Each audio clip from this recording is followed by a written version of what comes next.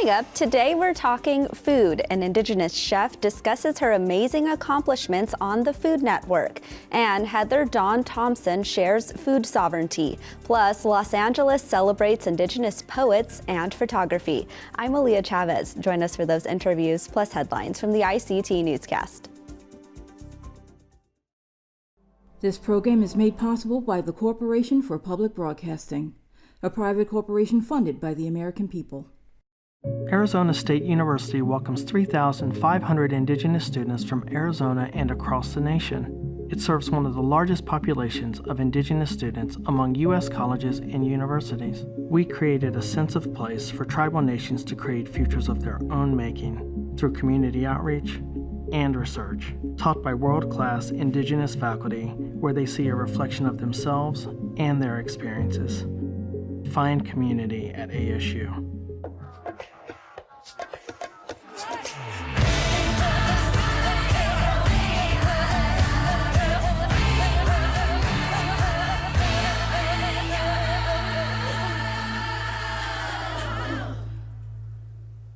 Wahpepah. Thank you for joining us.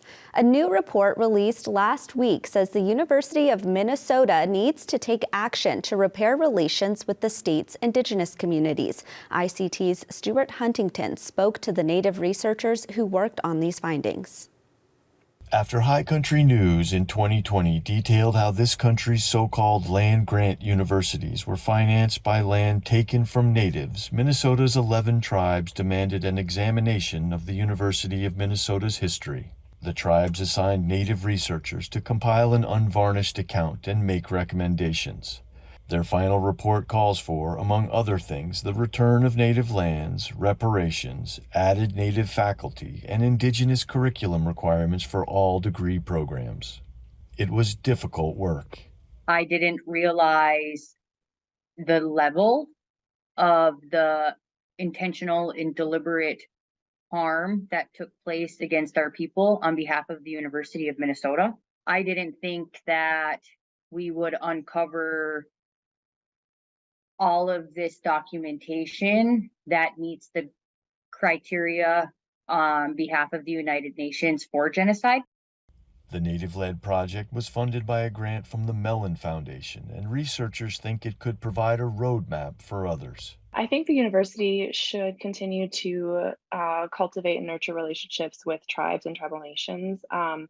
I also think that this work is applicable to many different fields, like what we've uncovered and what the process that we use, I think, can be a model and serve as a model for others who want to endeavor in this work or to consider, social justice issues within their own work. The university did not immediately agree to the recommendations, but said in a statement that the report's truth-telling provides guidance for the university to solidify relationships with Indigenous peoples. Tribal leaders said they were happy but cautious. To me, I'm hopeful that this is just the beginning, that this sparks the university to look at itself and the history of how it came to be, and comes with some ideas itself for us to, you're never going to make amends for it, but to try to get things better for us going forward. In Minneapolis, Minnesota, Stewart Huntington, ICT News. A tribal college will keep its doors open a little while longer as it appeals a lawsuit. A Muskogee County District Court has granted Bacone College a stay on the mandated sale of its campus. It stems from a petition filed by Midgley Huber Energy Concepts. The company wants a payment for the work it completed for the school in July 2021. Judge Timothy King ruled that Bacone owes MHEC around $1 million and ordered the campus, valued at more than $10 million, to be sold to pay the debt. Bacone College is currently appealing the November 2022 decision, citing the company ignored certain contractual terms. Judge King last week said the college has until April 27th to post a surety bond, which is required to to delay debt collection until a court appeal is complete. The Oklahoma school argued the deadline will adversely affect students whose semester does not end until May 12th. Regardless, failure to secure a payment or a surety bond will result in the school being subject to a sheriff's sale next week.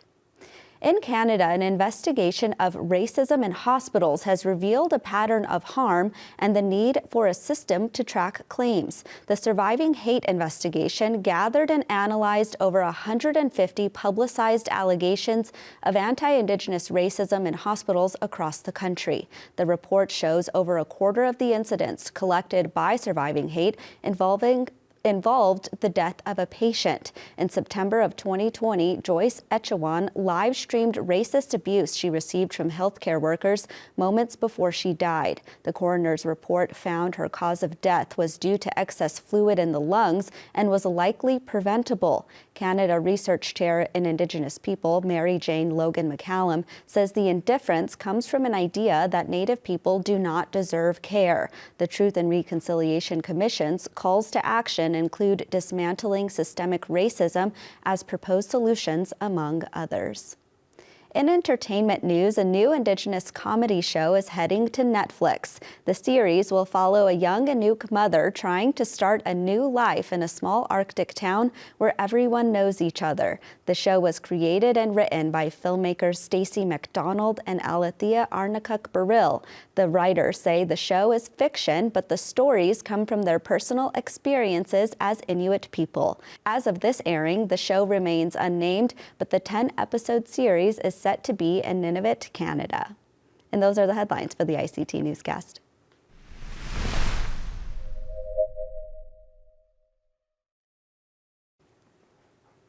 Crystal Wahpepah is the owner and chef of Wapapas Kitchen in Oakland, California. In 2016, she was the first Native American chef to compete on the Food Network show Chopped. She most recently competed on the show Beat Bobby Flay. Hi, Crystal. It's wonderful to see you. Welcome. Oh, it's wonderful to see you too. Thank you for asking me to come on. I want to start off with your catering company and restaurant. How did you get started in the food industry to begin with? Oh, wow. Something that just automatically came really natural, but then also me catering within the community here in Oakland, California. One thing led to another, and that's where I launched my catering business in 2010. And then 2021, I opened up the restaurant. And tell us about your catering business. Did it happen to be a food truck, if I remember correctly? Oh, no.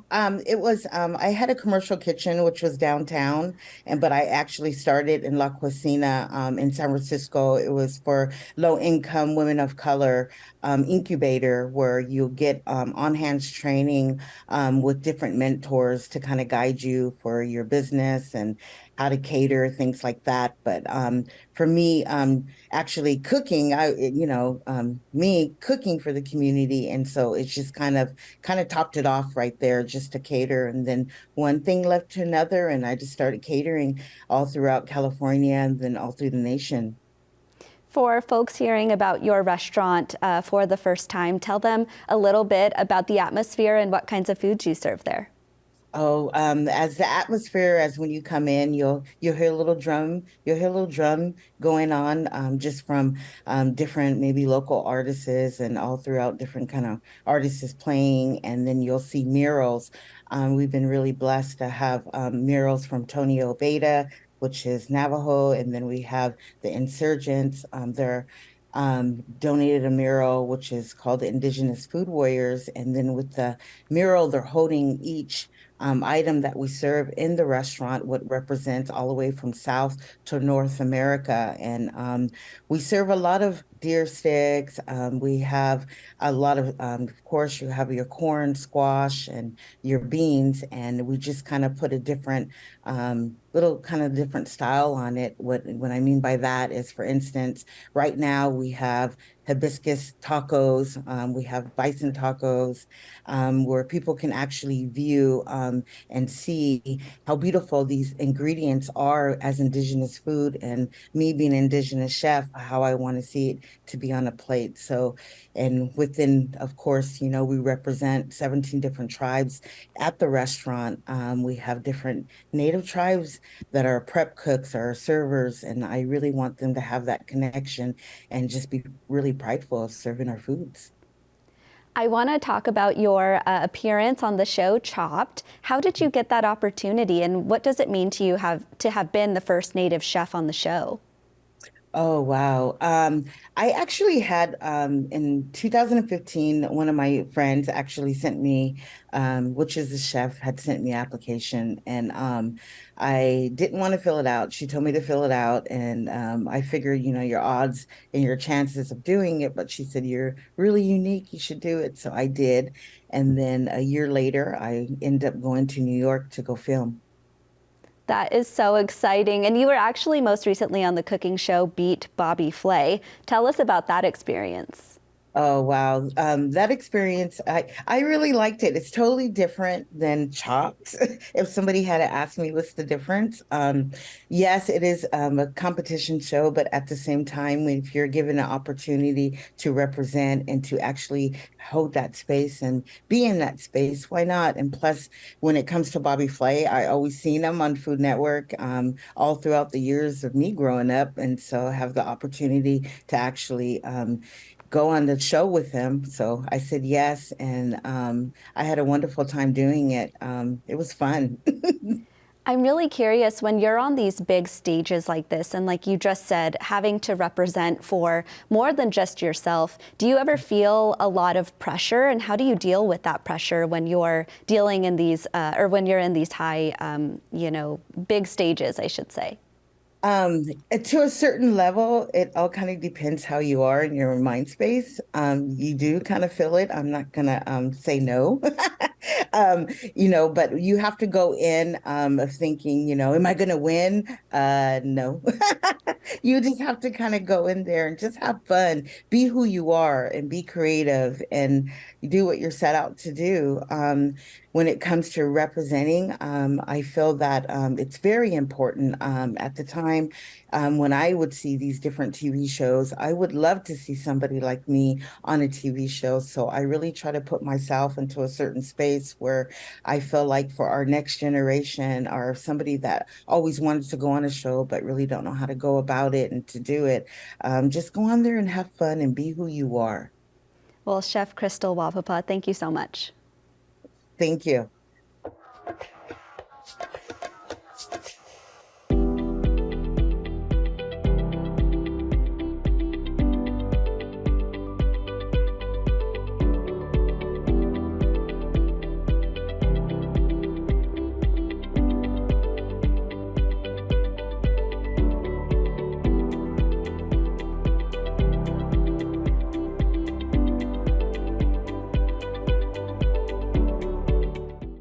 Harvard-trained lawyer Heather Dawn Thompson has been clear. You can't have tribal sovereignty without food sovereignty. As director of the Office of Tribal Relations at the U.S. Department of Agriculture, she is in a key post to back up those words with action. ICT's Stewart Huntington caught up with her recently at the Reservation Economic Summit in Las Vegas.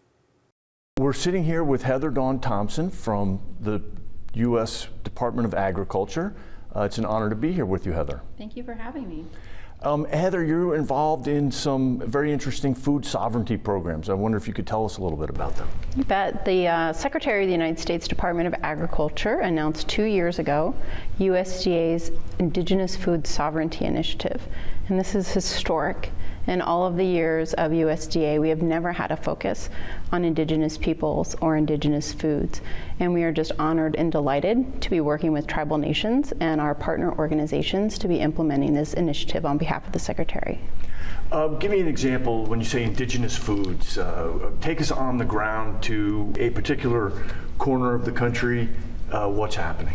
There are several components of our initiative. One is leading by example, and that has multiple components. For example, seeds foraging, cooking, all really important parts of our indigenous foods in every region. And for each of those, we've broken it down by different regions per your question.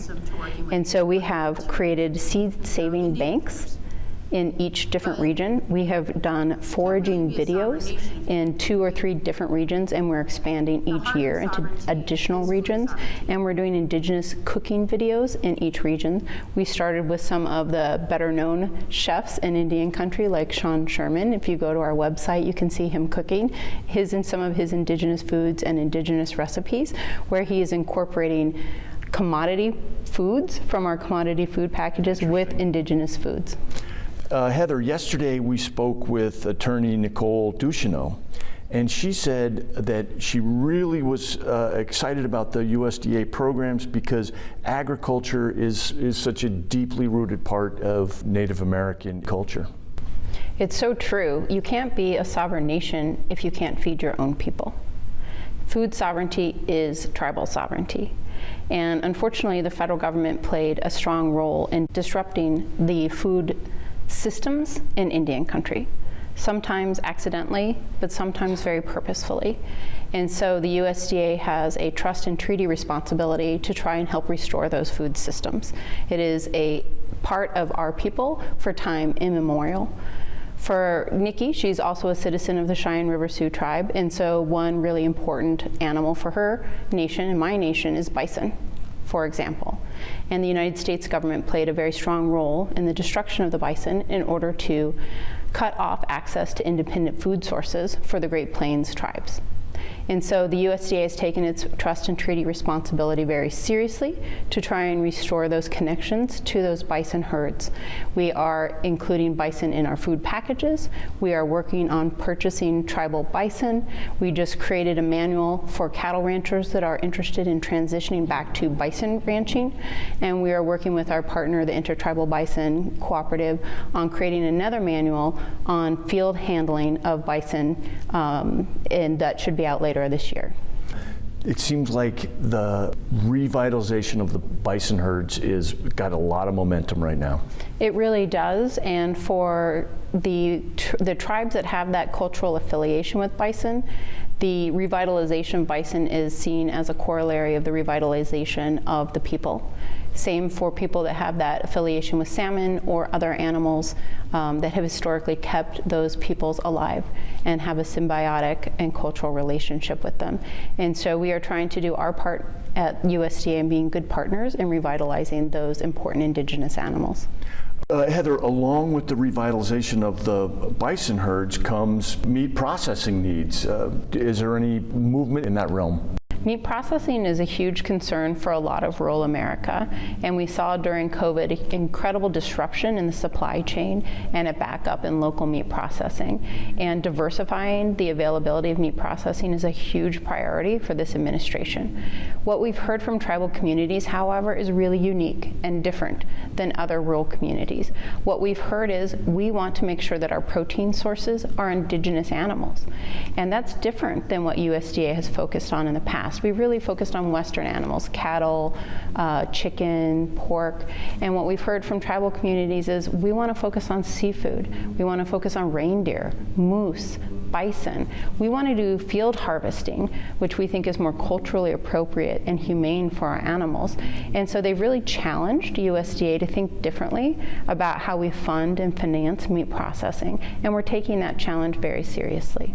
Heather, the other day I got to sit down with Dick Trudell, who had a long career in DC focused on Native American issues and progress. And his observation was that the Biden administration has appointed more Native Americans than any previous administration. You're part of that. Is that exciting? It is exciting, and it's really an honor. And I have to say, it really matters.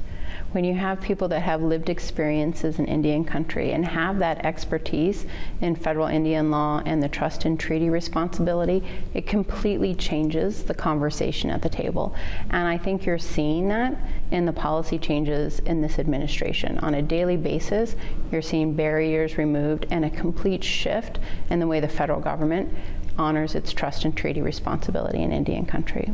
Heather, do you think that there's a way that that can last and not come and go with administrations? I hope so. We're really trying to institutionalize the knowledge, and that's the key. When people know better, they do better. And we're starting to see our legal offices, our policy offices have more and more exposure to Indian country and more knowledge about their trust and treaty responsibility, and that lasts. Heather Dawn, thank you so much for visiting with us. We appreciate it. It was my honor. Thank you.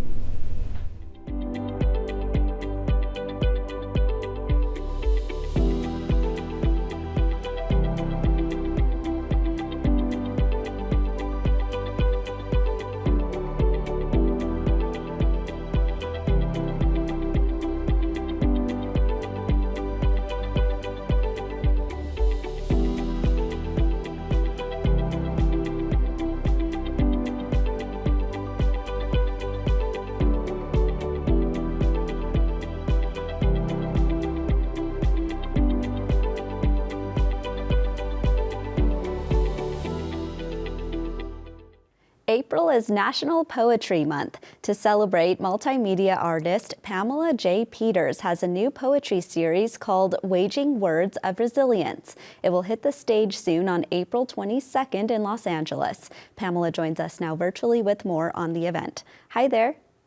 Hi, thanks for having me. Everybody. Pamela Peters and Tell us about this poetry series. The poetry series, actually, it started about 6 years ago. I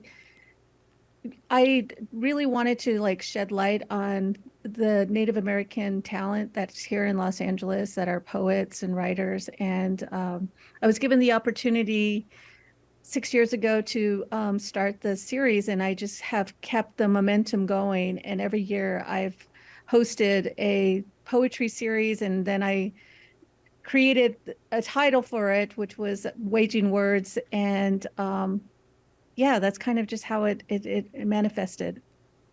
And who are the poets that you'll be working with this year?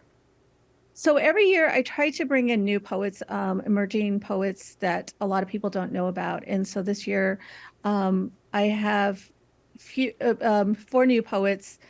I have Tabitha Smith, and I really want to make sure that I bring in a California poet. And Tabitha Smith is from the North Fork Boma tribe. And then I am bringing in Jessica Fremlin. She's from the Dakota tribe. And then Daniel French, he is Mohawk and Mexican. And then Marlon Footracer, who is Dene. And when you're showcasing these Native voices, particularly in the poetry space in Los Angeles, tell us why that's important to center those voices. It's important to center those voices because a lot of people don't know that there's a vast talent of Native poets. And to be honest with you, I started the series because I kept hearing, oh, well, why don't you reach out to this person and that person? It was continuously the same person. And I'm like, there's more than just 1 or 2 poets in our community. There's actually quite a few different poets. And so I think that's why I kind of changed it this year, where I wanted to bring in new poets. And for a while, I was focusing on local poets here in Los Angeles. And last year, I had 3 young ladies. 2 were from the Tongva tribe, Kelly Caballero and Megan. And then I have Emily Clark, who is from the Kuya tribe. And so I really wanted people to understand that there's also local Southern California poets. And going forward, I'm always going to highlight a local Southern California poet or California poet in my series. I do want to switch gears, though, because you're also a photographer. Have there been any projects that you worked on recently that you'd like to share? I am. I'm actually working on a series right now called Traces of My Homeland, and I've been going back home quite frequently. I was just home last month for about a week. And this project really stemmed from what happened during COVID. I lost a lot of relatives, and then I lost my father. And when I lost my father to COVID, I realized that I didn't really have a strong connection to my father's side. And so I wanted to understand that lineage of the history of what my father had.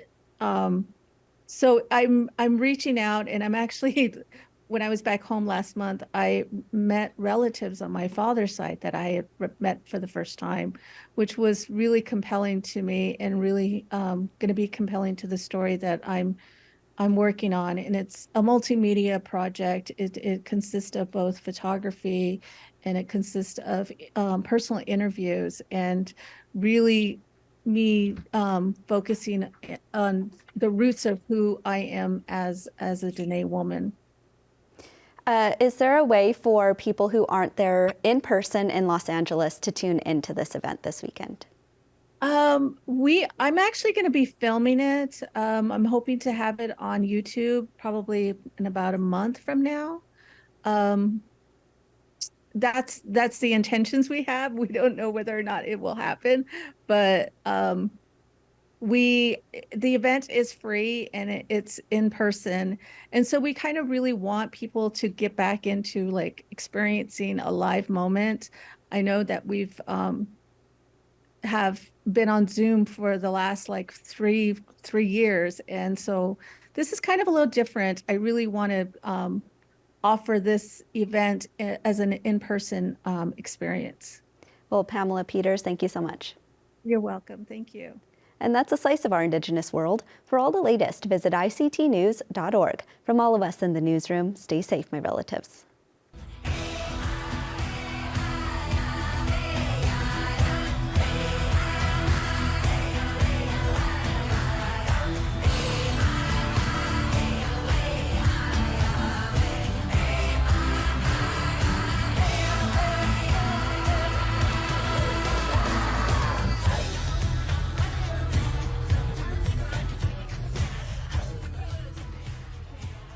This program is made possible by the Corporation for Public Broadcasting, a private corporation funded by the American people.